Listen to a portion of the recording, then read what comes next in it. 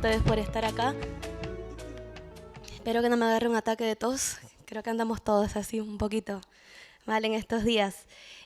Bueno, como cuenta Nico, en las ediciones anteriores de estos ciclos de conversatorios, tuve el honor de estar moderando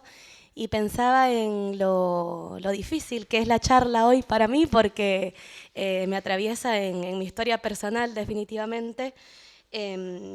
Hablar de Romero y del activismo en El Salvador me llevó en estos días a sentarme un ratito y pensar y recordar sobre todo de mis propias vivencias familiares, en definitiva. Vengo de una familia en la que mi mamá y papá se conocieron siendo catequistas en los años 80 en la iglesia del Salvador, y el sacerdote Jaime Paredes fue el último de los sacerdotes ordenados en su sacerdocio por Monseñor Romero. Entonces él seguía mucho la línea de Romero y bajo esa mirada teológica mi papá y mi mamá se formaron en los años 80 y bueno, y un poco de eso intentaron transmitirnos a mis hermanos y a mí. Entonces pensaba en esto, en lo presente que estuvieron en mi infancia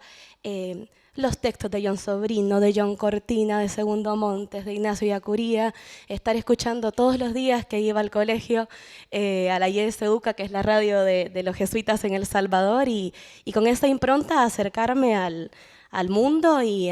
aprender a leer la realidad según mi familia me enseñó, que años después entiendo que es según la mirada de Romero. Así que muy, muy emocional este conversatorio. Menciono a mi familia porque gracias a ellos año con año íbamos a las marchas de los 24 de marzo en El Salvador, que son en honor a en conmemoración por el asesinato de Monseñor Romero. Acá es 24 de marzo por Memoria, Verdad y Justicia, allá es por Romero. Y en él se aunan todas las luchas y todas las reivindicaciones, todas las fechas a conmemorar sobre masacres campesinas que se cometieron en los años 80, y todos los reclamos, ¿no?, de justicia que seguimos llevando adelante todavía en El Salvador, un país con mucha impunidad que para nada tiene cuenta con la voluntad política, creo yo, en este momento de querer esclarecer los crímenes de lesa humanidad, como sí acá en Argentina, que sabemos, ¿no?, que tenemos que seguir defendiendo estos avances en la región. Entonces, hablar del activismo romerista en El Salvador me lleva a los años, parece que voy a decir 1980, pero no, es 2012 y 2014, cuando me sumé a la juventud de por Monseñor Romero, nos llamamos Jóvenes por Monseñor Romero, que pertenecía a la Fundación Monseñor Romero. Ese proyecto lo llevaba adelante Edín Martínez, quien fue viceministro de Hacienda en un momento del gobierno de izquierda en El Salvador, y Marisa Dawison. Ellos dos llevaban adelante un trabajo de formación popular, y la intención era llamar a jóvenes que quisiéramos conocer un poco más en profundidad el mensaje de Romero, y no solo conocerlo, indagarlo, o quedarnos en la mesa escribiendo o reflexionando, sino salir de la capital e ir a los pueblos a convocar a más jóvenes, no sé si a militar su mensaje, pero al menos para que conocieran la historia de Romero, que es en definitiva la historia de todo un pueblo.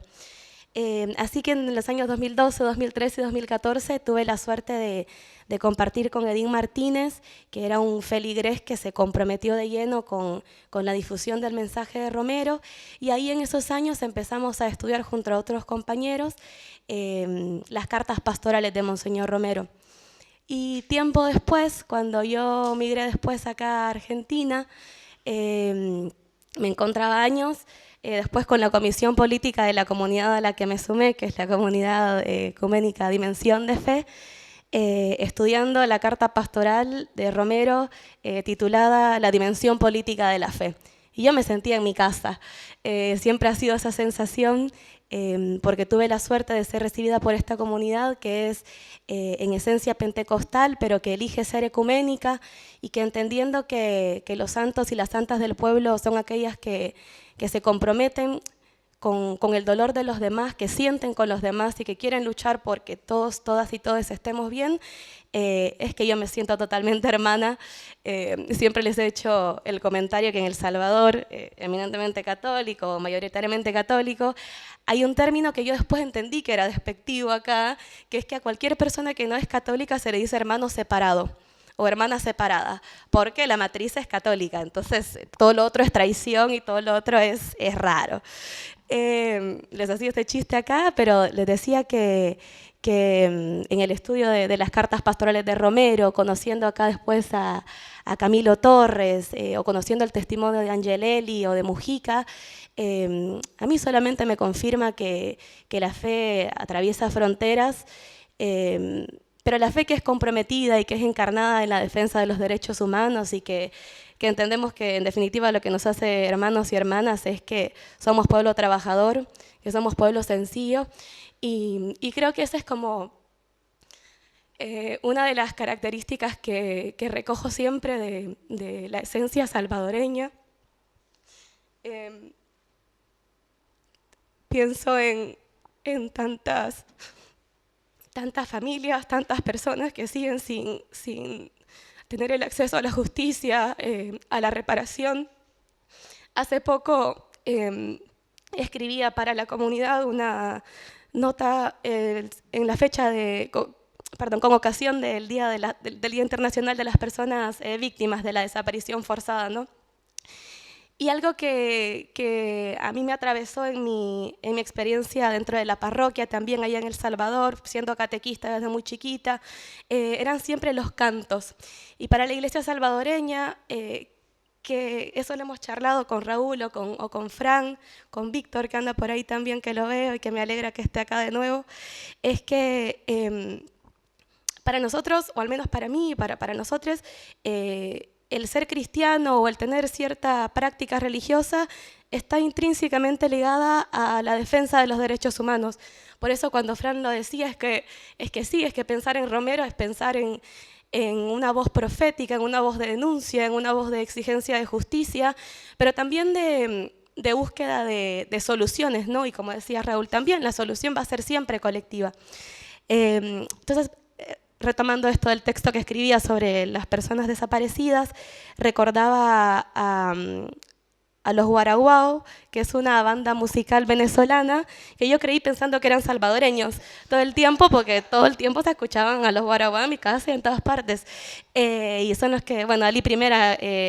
compone El Sombrero Azul y esa canción es salvadoreña, no es venezolana, y bueno, así. Y tienen una canción que se llama Quiero la paz, se llama la canción. Y la escuchaba con mi compañero en estos días y después de escribir la nota, además, en medio de este contexto argentino, ¿no? Como decías, la visita a los genocidas, con una diputada que alegando que es joven no sabía que quien visitó era un genocida. Digo, tengo 28 años y lo conozco, y soy salvadoreña y sé que quien fuiste a visitar es un genocida. Esta canción dice: quiero la paz con todos unidos, dame una luz, ayúdame a encontrar desaparecidos porque está prohibido dejarlos en el olvido. Parece un poema y es hermoso, y en esa canción el autor personifica un poco la voz de una madre que busca a su hijo. Dice algo así como: a mi hijo se lo llevaron y me pregunto cada noche si tendrá abrigo, si tendrá comida. Y me pregunto quién me va a permitir besar una vez más la frente de mi hijo. Y para mí, entonces, esta vivencia dentro de la parroquia fue siempre una búsqueda de que a pesar de los tristes testimonios que tenemos dentro de una jerarquía eclesial que suele ser muy vergonzosa, que suele encubrir a criminales pedófilos, que suele colocarnos todavía a las mujeres en lugares de sumisión y de silencio, para nosotros era muy importante mostrarle a la juventud que hubo sacerdotes que dieron su vida, y que si bien la causa de canonización, no sé si me equivoco, es por odio a la fe,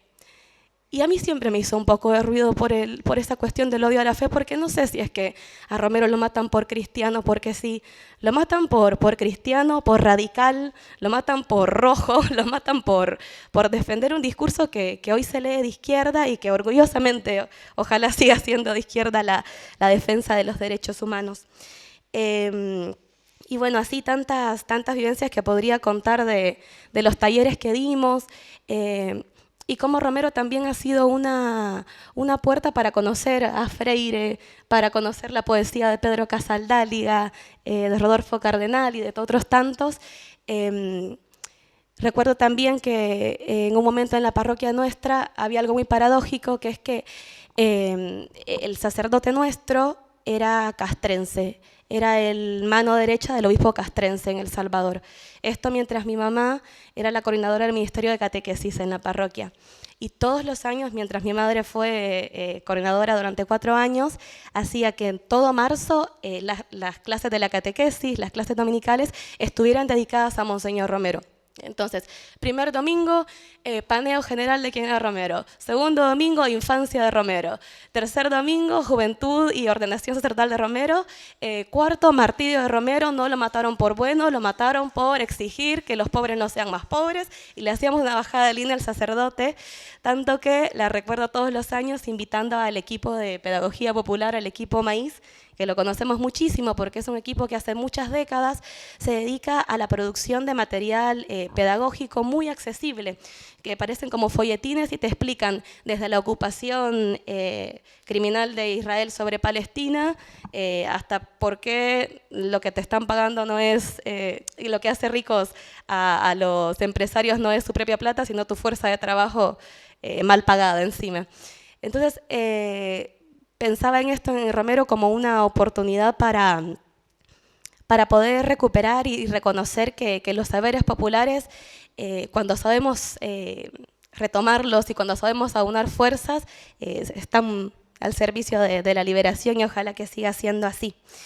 Y bueno, pensaba al final que Romero siempre aparece en mi vida y creo que en la de muchos salvadoreños, que por suerte cuando salimos de las fronteras,